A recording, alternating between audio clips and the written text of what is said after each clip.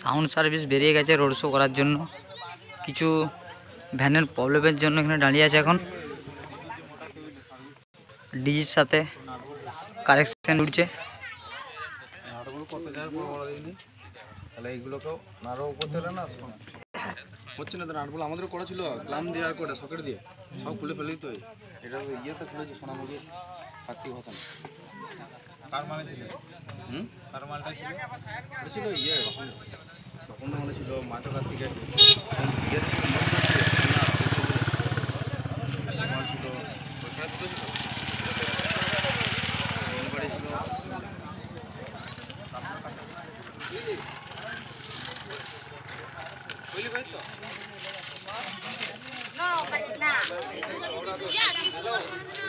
সেটা বন্ধ আছে এখন।